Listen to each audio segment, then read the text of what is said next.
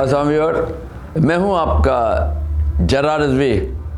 Programme सच लेके हाजिर हुआ हूं। फिल्म का टॉपिक हो, सियासत का टॉपिक हो, क्रिकेट का या कोई जनरल टॉपिक हो, जो बोलूँगा सच बोलूँगा, सच के सिवा कुछ नहीं बोलूँगा। हम इंग्लैंड से क्रिकेट में फाइनल हार गए। देखें, जब दो आदमी लड़ते हैं तो एक जीतता है, एक हारता है। चाहे वो दंगल का मैदान हो, हॉकी का हो, फुटबॉल का हो, स्क्वैश का हो, बैडमिंटन का हो या जंगी क्यों ना हो, जारी बात है एक हारेगा एक जीतेगा। मगर हमें अपनी तैयारी तो मुकम्मल करना चाहिए। हारना जुर्म नहीं है। मैं ये नहीं कहता कि आप हार गए तो गलत किया, ज्यादती की। जारी बात है एक ने तो हारना था, मगर आप अपनी तैयारी तो सही करें। बार बार चैनलों पर नक्काद और तज्जिया निगार और सोशल मीडिया पे भी आवाम कह रही है कि शर्जील खान, आमिर और शुएब मलिक को क्यों ड्रॉप किया हुआ आप लोगों ने, उनका कसूर क्या है, उन्हें क्यों नहीं खिलाते।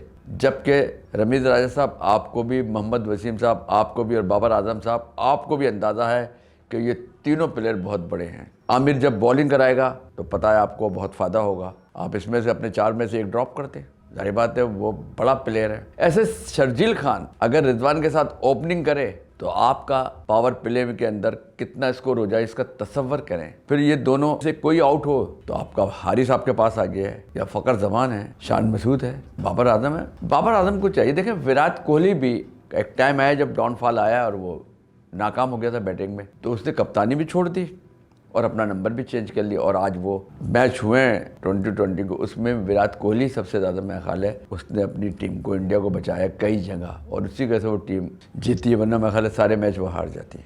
तो बाबर आजम साहब अगर आप चौथे 5वें नंबर पर आ जाएँ तो मेरा ख्याल है कोई बुरी बात नहीं है। शर्जील खान और रिजवान करें ओपनिंग, हारिस 3 नंबर पर आए, चौथे नंबर पर आप आएँ, 5वें पे फ़खर को ले आएँ, 6ठे पे शान मसूद आ जाए, 7वें पे शादाब, 8वें पे नवाज और आपके 3 बॉलर जो भी चाहे।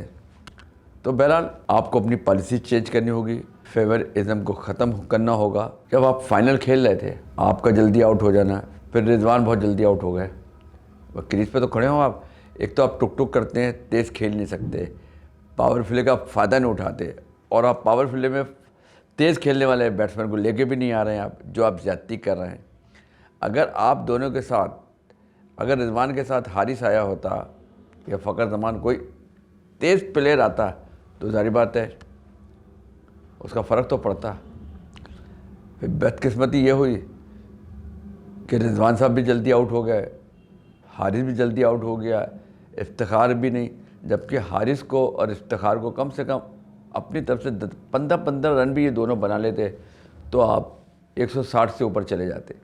और 160 से जो बैटिंग पहले करता है उसको 160 से ऊपर ही जाना चाहिए, 170 180, तो मेरा ख्याल आप मैच ना हारते।